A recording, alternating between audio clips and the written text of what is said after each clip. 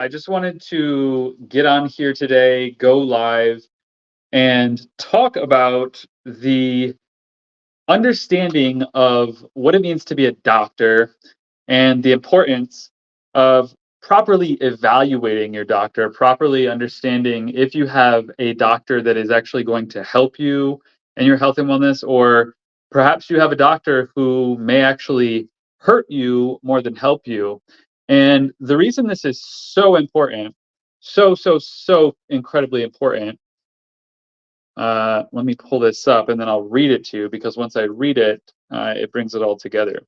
So, we all have a doctor. Most of us do. I kind of have a doctor that I go to, but I don't really. I only go to get sort of technology-driven things done. She doesn't prescribe drugs or medications or anything like that. So she's a different type of doctor. So today I want to talk about the understanding of how a doctor is supposed to look out for and benefit your health, and how to have discernment and understanding of if your doctor is going to support your health or not, and what questions you should ask, what understanding you should have, and really just giving you clarity on what a healthy doctor looks like, right? Because in our society, we have healthy doctors and we have unhealthy doctors. And if you have an unhealthy doctor, then your health will suffer simply because you chose a doctor that is not ideal, that is not healthy. So, quite literally, today, the topic that we'll be talking about is when to know when to fire your doctor. And I'm going to go over some ideas, some questions that you can ask yourself, some questions that you can ask your doctor. And this will just give you clarity as to the value that your doctor provides you in your health and wellness patterns and habits in your life. Because if they are a good doctor or a great doctor, they will be supportive of your health, and they will give you tools and resources and information that will empower you to be healthier instead of harm you in the opposite direction with like drugs and surgery and things like that. So first things first, one of the things that doctors go through when they become a doctor is the Hippocratic Oath. So this comes from Hippocrates, and this basically is a sworn, uh, you know, uh, oath where they're saying that they will keep people healthy, and first they'll do no harm. So let me find the Hippocratic Oath for doctors. Let me look it up because this is important because doctors should understand this. So okay, I'm gonna actually read it to you. So this is the Hippocratic Oath of modern Hippocrates. This is from Penn State College of Medicine, but it applies to anyone. So this is the oath. I shall do my patients as I would be done by. I shall obtain consultation whenever I or they desire. Shall I include them to the extent they wish all important decisions, and shall minimize suffering whenever a cure cannot be obtained, understanding that a dignified death is an important goal in everyone's life.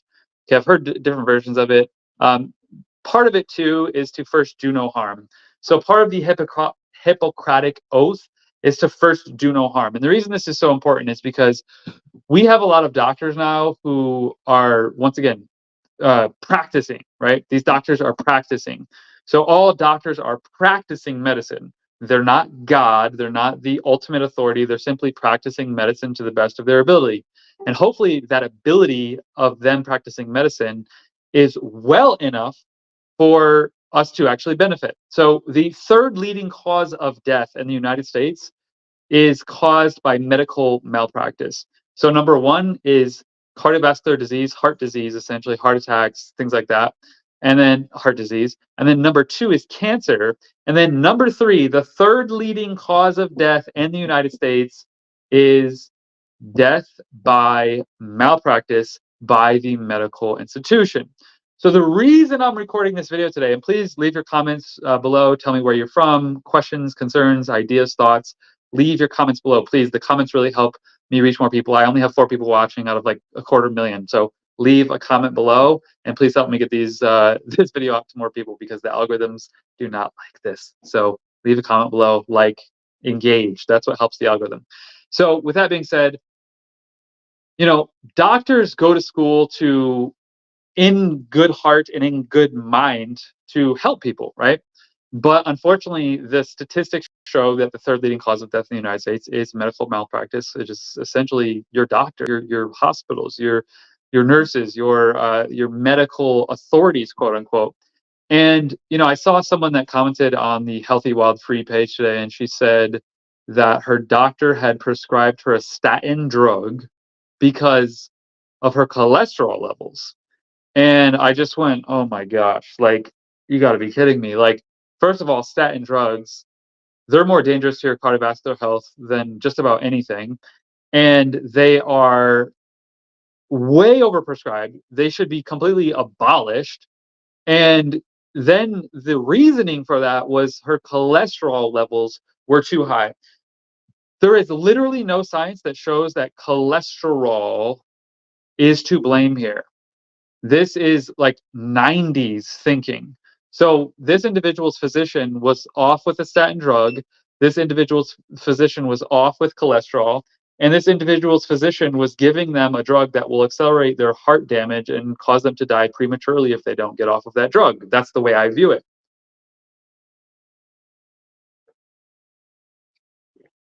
So, what can we do about it? Well, there's one thing that's really important to keep in mind. If your doctor is a regular allopathic doctor, they're probably not going to serve you best.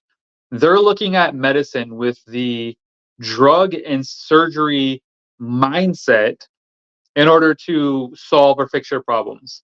So if they're leaning into drugs or surgery and they don't ask other questions, there's a lot of tenets of health that they should be asking you as your doctor to determine whether or not what it is that you're going through, biologically, physically, mentally, emotionally, whatever it is caused by something in your lifestyle before throwing a patch at it. So this looks like diet and nutrition, movement or fitness, sleep, stress and anxiety, emotional well-being, right? All of these factors play a role in the expression of your health. And one thing it's a huge pet peeve for me, and it gets on my nerve in a huge way, is that there are many diseases or medical ailments that will have the same symptoms. So the symptomology looks the same. I feel this way, I have these aches, I have these pains, the pain is in a certain part of the body, I have swelling, I have water retention, I get headaches, right? Like, the symptomology is the same, but yet the pharmaceutical industry has quite literally engineered a whole host of diseases and conditions that they can prescribe multiple drugs for, when really they're still not treating the actual causation, the causes of what is creating these effects in the individual. So if your doctor is, when you go to your doctor, if your doctor is simply prescribing drugs, that's a reactive way of practicing medicine. That's a reactive way of looking to solve problems that can easily have natural solutions for them, that are lifestyle changes that will not only fix those problems in your life. So say, let's just talk headaches, for example. Headaches are very common. The number one cause of headaches is dehydration. So quite literally, if I were to go to a doctor and the doctor would say, "Oh, you keep having these headaches, I'm going to prescribe you this drug. It's for headaches, it's for migraines." But they don't ask me if I'm getting enough water, and they don't ask me if I'm getting enough electrolytes, which are the two key factors for hydration. That doctor is practicing malpractice, because they are quite literally giving me a drug that will give me more side effects when they can offer me something in my lifestyle that I actually need to actually solve that problem and get healthy, get my health back on track. But instead, they're choosing a pharmaceutical product that is quite literally not only not really solving that migraine or headache problem, because that migraine or headache will come back once I stop those pills because I'm still dehydrated. But then there's side effects of those drugs, where now I have other conditions and ailments and potential diseases that can take hold in my body that then they can prescribe more drugs for. So if your physician is still prescribing pharmaceutical drugs in 2024, you need a new physician. It's 2024. The amount of technology, the amount of research, the understanding of nutrition, diet, exercise, the technological advances. I mean, you can literally wear devices, like I'm wearing one right now. You can literally wear devices that do things for your health, that do things for your energy, that show you what's going on in real time with your heart, with your sleep, with your blood oxygen, with your energy. You can literally become your own physician in the sense that you understand your biology. And this is a really important thing to understand. It's a really important concept, because if you want your health to be in the hands of the third leading cause of death in the United States, which is the medical professionals, it's heart disease, cancer, and medical malpractice, or just basically the doctors and nurses and things like this. If you want the third leading cause of death in the United States to be in control of your health and to tell you what to do and to dictate what is right for you, and the third leading cause of death, by all means be my guest.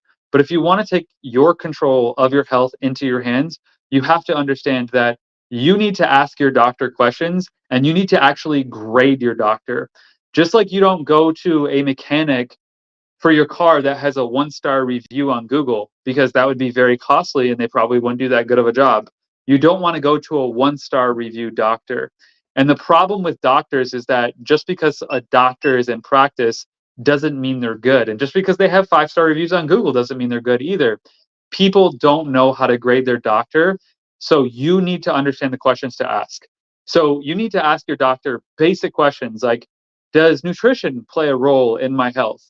Should I change my diet if I'm dealing with whatever, like say of high blood pressure or stress, anxiety, or you're feeling tired or fatigued, or you have migraines? Ask your doctor if you should change your diet or nutritional habits, and based on their response, that'll tell you everything you need to know about that doctor. If they say no, or it probably won't make much of a difference, or maybe it might help, but that's all they have and that's it, move on. Find a new doctor. Get a functional MD. Get a doctor who's holistic, or just get a health coach, right? Get someone that is proactively working in your favor to look out for your well-being and your best interest, and utilize them to your advantage. Okay? So we don't want to rely on the third leading cause of death in the United States to be our health authority. That's just simply a bad idea. That's a very blanketed idea. And if they're focused on drugs and surgery, and they're not answering the questions about diet, nutrition, exercise, sleep, they are not worth your time. It's not worth it for you to be a patient of theirs, because they will not get you healthy. They will quite literally, the best that they can do, looking at the floor and the ceiling, the best that they can do, the ceiling of what that type of doctor can do for you, the very best that they can do for you is maintain your health where it's at right now, but that will still only get worse over time, because you will age, you'll have more nutritional deficiencies, you'll have more stressors, you'll have financial stress, relationship stress. Look at our country, inflation, like all these crazy things going on, that where you're just going to have more stressors and more challenges in life. So the best thing, the ceiling of what a doctor can do for you, that's a regular Western medicine allopathic doctor, the best that they can possibly do is maintain your health right now, but even that will get worse over time, and they will not be able to improve that if they are not improving. You need a doctor that reads health research. You need a doctor that understands nutrition. You need a doctor that understands the implications of exercise. You need a doctor that understands the implications of a good night's rest. You need a doctor that understands the importance of a healthy community. You need a doctor that understands the tenets of health. If your doctor doesn't understand the tenets of health, then everything they do for you is null and void, and they're quite literally leading you down that path to be the third leading cause of death in the United States, and for you to die in that manner. Because they're just going to keep prescribing you drugs, and you're going to keep saying, okay, yeah. That's a bad idea. It's a horrible idea. So take control of your health. Find someone who is proactively reading and researching. This is quite literally what I do. I'm always reading health research and understanding new nutrients and minerals and vitamins and antioxidants and enzymes and probiotics and prebiotics and postbiotics and all of these things, right? How do genes play a role? How does environment play a role? There's so many factors that influence your health. And if your doctor is completely linear and focused on just getting you a pill and getting you out the door, you need to fire them immediately. And don't even tell them why. Just leave. Or tell them why if you want to, but don't spend your time and energy justifying why you deserve a healthcare practitioner that actually benefits your health in your life, that keeps you healthy, and that gets you healthier over time. There's a lot of people that I know that as they age, they actually get healthier. Think about that. It's the complete opposite of what we see in America.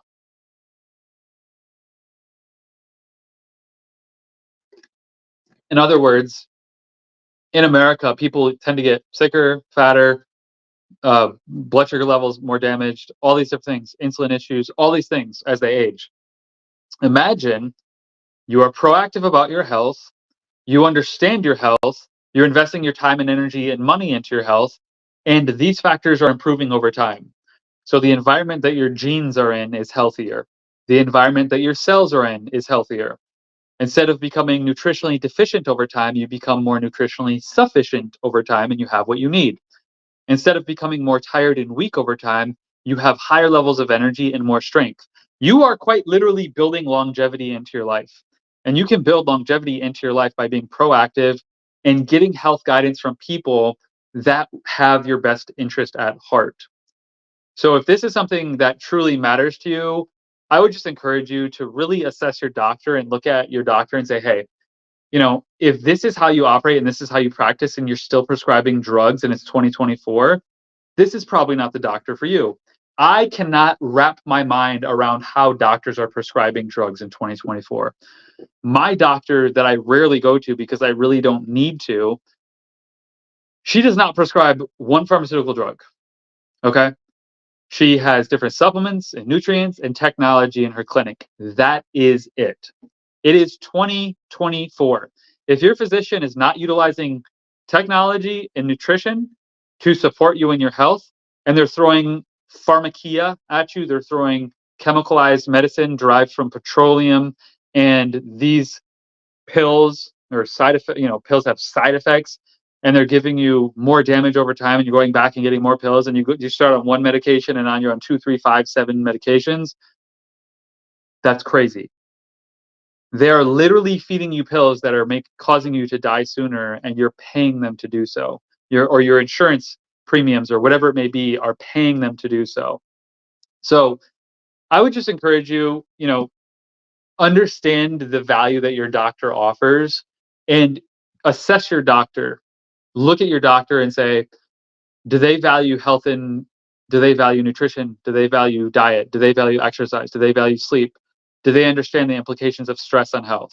If I go to them with the concerns or conditions or symptoms that I have, are they going to sort of divert that into a pharmaceutical pill? Or will they ask me more health and wellness related lifestyle questions that will help them understand me as a patient better to get to the bottom line of what may be causing these challenges in my health so that they can better serve me with more holistic and complete information that will allow me to thrive and actually be healthy and overcome this in my life rather than patch it with band-aids and pills and chemicals that will have other side effects that I will then have to deal with other chemicalized medicine that will ultimately make me sicker, weaker, more tired, and die sooner.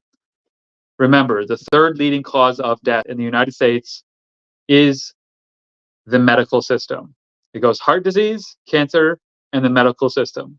So if you want to avoid being that third leading cause of death and start to tackle these other two, you cannot work with a doctor that doesn't understand the nutrition aspects and all the different factors that affect cancer. You cannot work with a doctor that doesn't understand the nutritional aspects, the exercise aspects, the sleep aspects, the stress aspects that all go into heart health and cardiovascular health.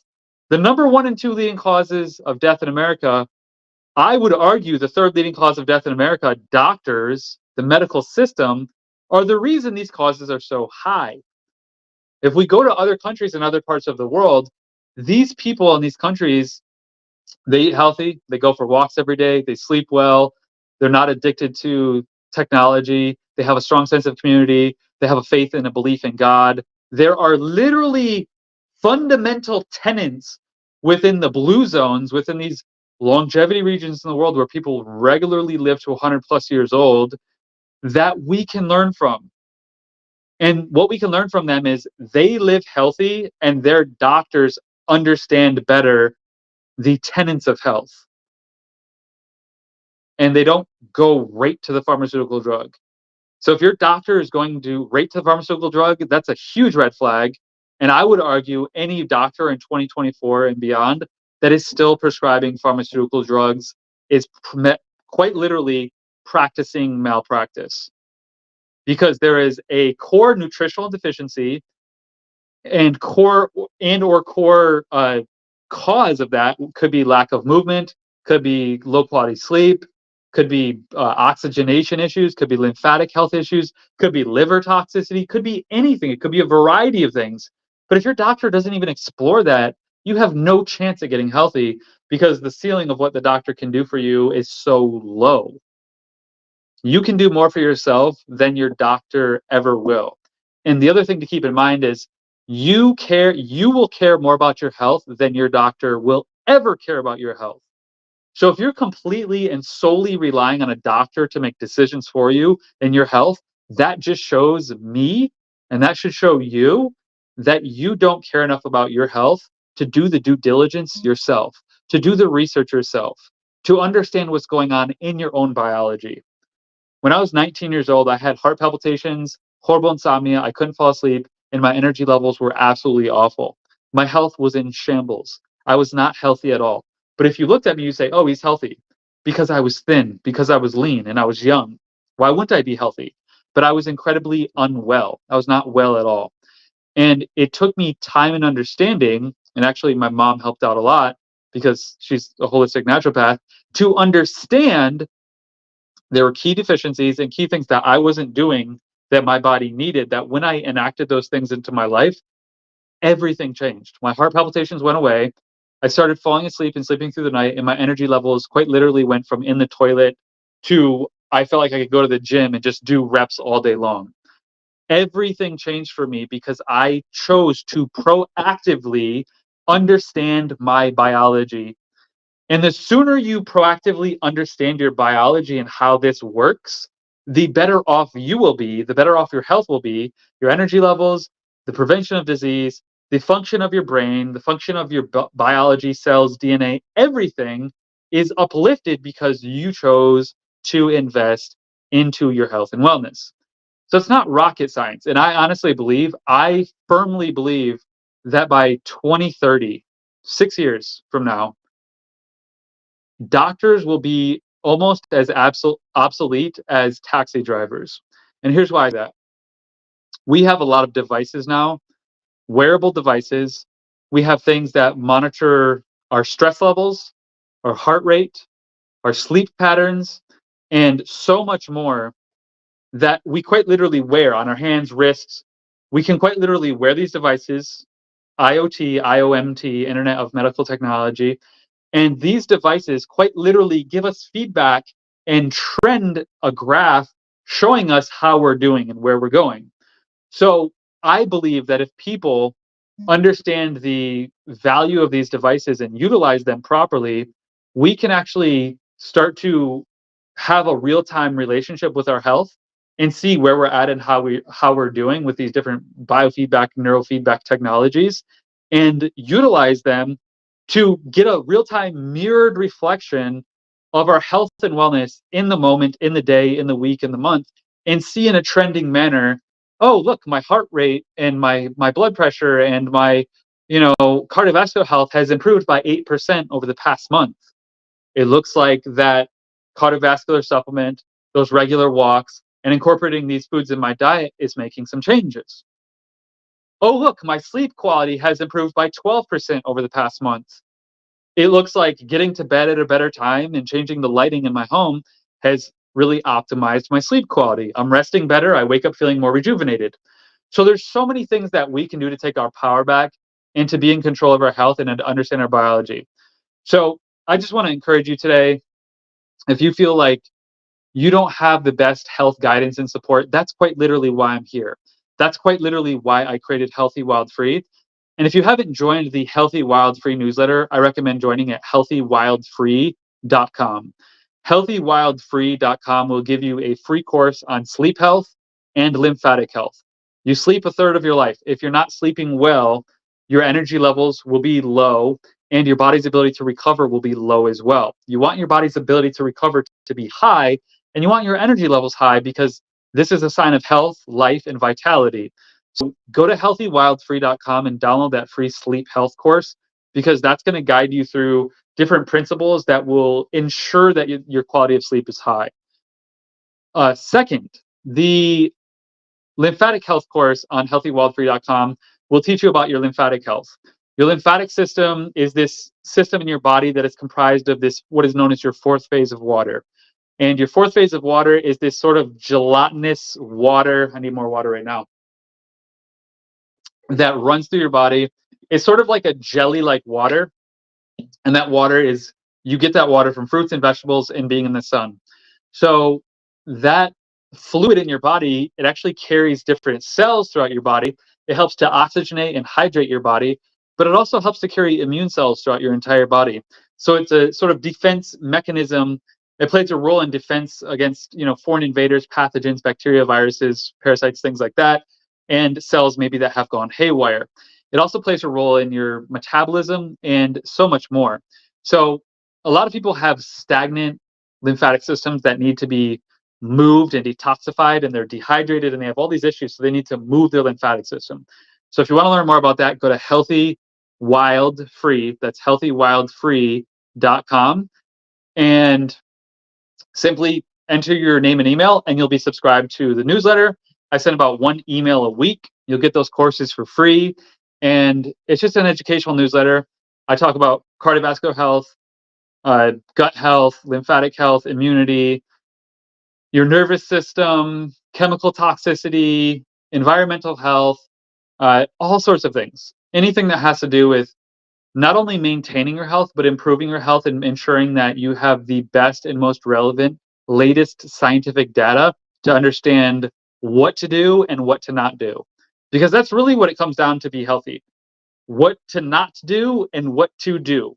If you are doing things that are causing you to be unwell, you have to stop doing those things. And if you stop doing those things and you start doing more things that create wellness in your life and routine, then you're going to feel great. So once again, head over to healthywildfree.com and subscribe to that newsletter because it's 100% free and it's about one email a week. And that's where I can get in touch with you and have future communication for these types of things. So with that being said, I think that's it for today. I just want to jump on here and say, hey, question your doctor, ask them the right questions, understand if they value nutrition, diet, fitness, sleep, stress, emotional well-being. If your doctor doesn't understand these things and is jumping to prescribe you meds, run for the hills, find a new doctor, find a health coach. I'm here to support you. I do health and wellness coaching, and I love working with people and supporting them in their health and getting in the trenches of understanding what is actually going on, right? What is actually going on in your health? So there's so many variables and factors that could be occurring that could be harming or hurting or damaging your health. But it's important to understand that what it is that you're doing, quite literally, how you breathe, how you hydrate, how you eat, what do you drink, what do you eat, how do you move, when do you move, the who, what, when, where, and why of health in all of these categories determines how well you are. And if you want to be well, that's what I'm here to support you with. So if you have any questions, feel free to leave your comments below. Okay, so Glenn said I'm prescribed I don't even know how to say this, dexamethasone. I'm 44 years old. Whoops. And take 5 milligrams per day. So I don't know what that drug is for, but Glenn, I would say that, and I would say this with any drug, for the most part. Not all, but I would say probably 95%. Most medications have a holistic approach that you can take to them that will do the same thing in your body better without the chemical metabolites, meaning the breakdown of those products that your body has to remove. So what happens when you take pharmaceutical products? Your liver and your kidneys these are the filtration organs, and your lymphatic system have to clean these metabolites, the breakdown of these pharmaceutical products in your body. And the problem with that is your body then is taxed at a higher level to keep your body healthy, to then deal with the ramifications of the drug that you took to solve the problem, which is now creating another problem. So it doesn't really work. It doesn't really add up for your health, because you're just going to you're just always behind the 8 ball. Whenever you take a pharmaceutical drug, you are always behind the 8 ball. You cannot get ahead in your health by taking pharmaceutical products. There's no way. I don't see a possible way where you can get ahead in your health by taking pharmaceutical products. So what I would encourage you to do is, if you're on any pharmaceutical drug, start to research what that drug is for and the pathways that it utilizes in your body. Understand the condition that you're taking it for, understand your own personal condition, and understand the pathways of the drug and how it works. Then begin to nutritionally fulfill the needs that your body has in order for your body to do this on its own, because that's how our bodies were built, to be healthy. Our biology is adaptive for a reason. There's a reason our body has fluctuation in hormones, fluctuation in insulin, fluctuation in pH. There's all these fluctuations. We have this range, right? And the body seeks that homeostasis, which is known as health. So we could be high or low in this range with any given biomarker in our body. But just because we're high or low doesn't mean our body cannot maintain homeostasis by supporting our body with what it needs, which is nutrition, removing chemicals and toxins, moving, sleeping well, and doing these types of things. So I would really encourage you to, just question these things. Once again, question the things that you're taking, question your doctor, and look for natural and holistic solutions, because those are going to be best for you in the long run, and you won't be behind the 8 ball in regards to trying to be healthy, trying to figure out what to do to be healthy. So once again, subscribe to healthywildfree.com. Subscribe to the newsletter. Just go to healthywildfree.com and subscribe to the newsletter. You're going to get, once again, 2 free health and wellness courses there that will help you and support you on your health and wellness journey. And that will just make it easier for you to be healthy and have, proactive guidance to support you along your journey. So anyways, appreciate you tuning in and watching. I'm going to go live probably about once a week. I'm going to go live once a week and email the newsletter once a week. So subscribe, follow, like, comment, share, and make sure to join the newsletter at healthywildfree.com. And I'll see you in the next live stream.